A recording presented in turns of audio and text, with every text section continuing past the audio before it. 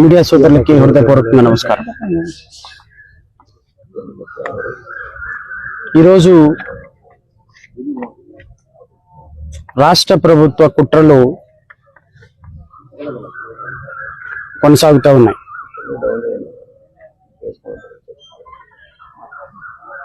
రాష్ట్ర వ్యాప్తంగా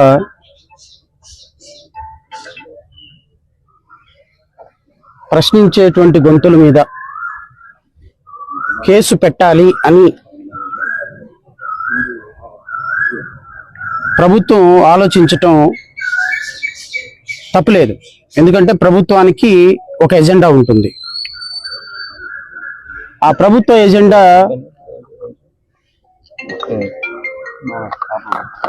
పాలిటిక్స్ మీద ఆధారపడి ఉంటుంది. కానీ పోలీసులు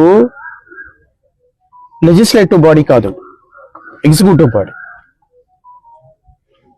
చట్టాలు చేయటం వరకు శాసనకర్తల యొక్క రోల్ అయితే, చట్టాలను అమలుపరిచేటువంటి బాధ్యత పోలీసులది. కానీ దురదృష్టం ఏంటి అంటే, ఆంధ్రప్రదేశ్ రాష్ట్రంలో పోలీసులు ఫాలో అవుతున్నటువంటి రాజ్యాంగం క్రిమినల్ ప్రొసీజర్ కోడ్ కాదు, లేకపోతే భారతీయ పిఎన్ఎస్ఎస్ కాదు, బిఎంఎస్ కాదు. ఇక్కడ ఫాలో అవుతుంది Pawan Kalyan constitution, PC, Pawan Kalyan constitution. Pawan Kalyan constitution ఎలా ఫాలో అవుతుంది అంటే, మీ అందరూ మీడియా సోదరులు పొద్దు నుంచి చూస్తున్నారు. పోలీస్ స్టేషన్లకు తీసుకురావటం అక్రమమా సక్రమమా చట్టం చూసుకుంటుంది. ఒకవేళ ఆ ప్రశ్నించేటువంటి రావణ్ కొంచెం ఎక్సెసివ్ గా ప్రశ్నించాడు, లాంగ్వేజ్ కొంచెం ఎక్కువగా చెప్పాడు అని ఫీల్ అయితే చట్టం బెయిల్ ఇస్తుందా, బెయిల్ ఇవ్వదా, ఏం చేస్తుంది అనేది law will take their own course. అయితే చట్టం చేస్తున్నటువంటి పని చట్టం చేస్తుంది. రావణ్ కొంచెం ఎక్సెస్ గా ప్రశ్నించాడు అనుకున్నప్పుడు చట్టం బెయిల్ ఇస్తుందా, బెయిల్ ఇవ్వదా పక్కన పడేసేయండి. It's most unfortunate thing.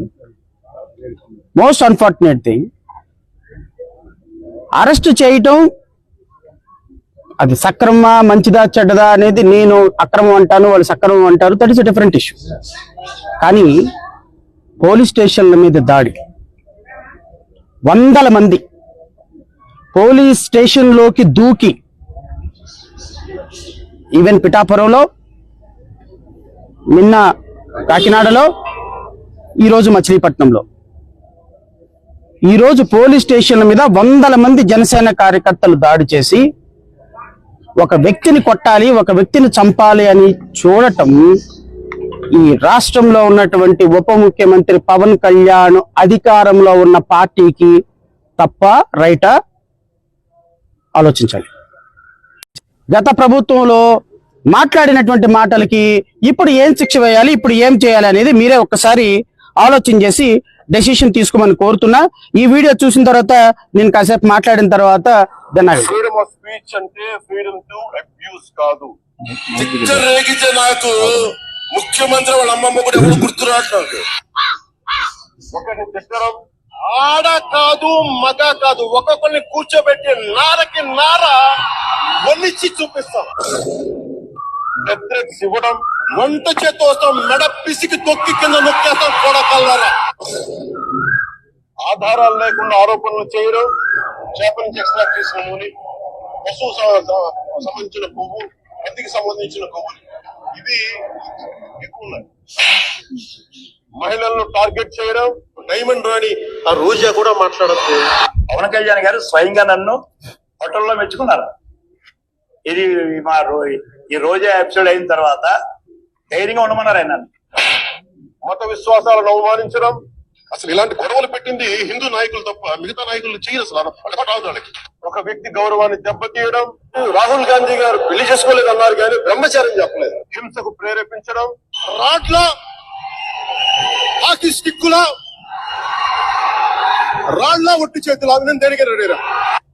ఇవన్నీ రాజ్యాంగం కల్పించిన స్వేచ్ఛలోకి రావు. ఇవి చట్టపరంగా నేరాలు. మీకు నైతిక బాధ్యత లేనప్పుడు చట్టాలను చేసే లా మేకర్స్ లా బ్రేకర్స్ అయితే చూసారుగా, రాడ్ల కత్తుల కర్రల చెప్పండ్రా నా కొడకల్లారా, ఎక్కడికంటే అక్కడికి వస్తా. కేసులు అయినాయా అండి? ఇప్పుడు మరి కేసు బుక్ చేద్దామండి. నా కొడకల్లారా, 151 మంది ఎమ్మెల్యేలు ఉన్నారు, నా కొడకల్లారా, వంతి పిసుకు చంపేస్తా. కేసు బుక్ చేద్దామండి.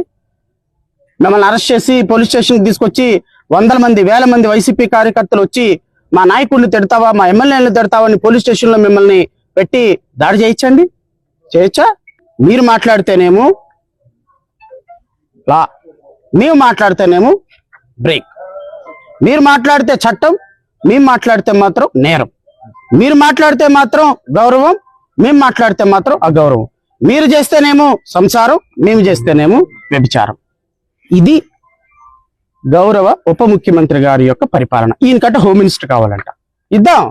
పంచాయతీరాజ్ శాఖలో ఉన్నప్పుడే ఈ విధంగా పోలీస్ స్టేషన్ మీద దాడి చేస్తుంటే, పోలీస్ స్టేషన్ మీద దాడి చేసి రాళ్లు రప్పలు కత్తులు కటార్లతోటి దాడులు చేస్తుంటే, ఒక వ్యక్తి మాట్లాడినటువంటి మాటలు మీరు సమర్థించుకోలేక నరేంద్ర మోడీని 1000 మంది సోషల్ మీడియాలో పచ్చిబూతులు తిడుతుంటారండి.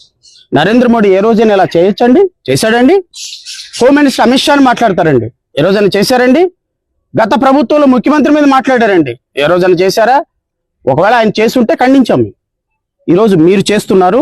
ఎంత చేస్తున్నారు అంటే, మీరు ప్రత్యక్షంగా అనుభవించి కూడా దానికి 3 మీ కార్యకర్తలను రెచ్చగొడుతున్నారు. మీ కార్యకర్తలు అనుకుంటున్నారు మా గౌరవ పవన్ కళ్యాణ్ గారిని అంటే మేము చాలా చాలా చాలా పోలీస్ స్టేషన్ల మీద పడి దాడి చేశామనుకుంటున్నారు.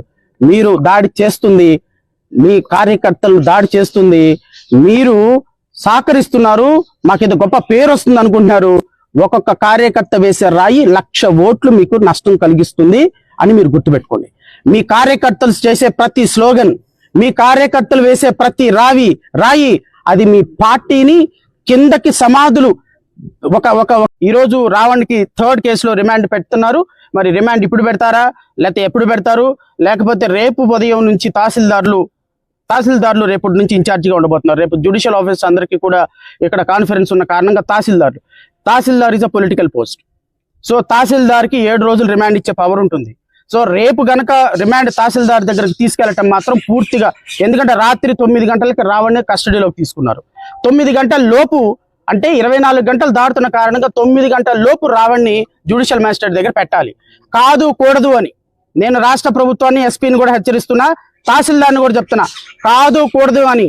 ఈ రోజు రిమాండ్ పెట్టకుండా రేపు ఉదయం గనక ఎగ్జిక్యూటివ్ మెజిస్ట్రేట్ గా తహసీల్దార్ ఉంటాడు కదా, తహసీల్దార్ మనం అపాయింట్ చేసినోడే కదా, ఎట్లా ఒకళ్ళకి రిమాండ్ తీసేసుకుని 7 రోజుల తర్వాత చూసుకుందాం, పీటీ వారెంట్లు వేసుకుందామని మీరు ఏమైనా ప్రయత్నాలు చేస్తే మాత్రం చెప్తున్నాను కదా, హైకోర్టులో తహసీల్దార్ పోస్ట్ ఊడిపోతుంది, హైకోర్టులో పోలీసుల పోస్ట్ ఊడిపోతుంది.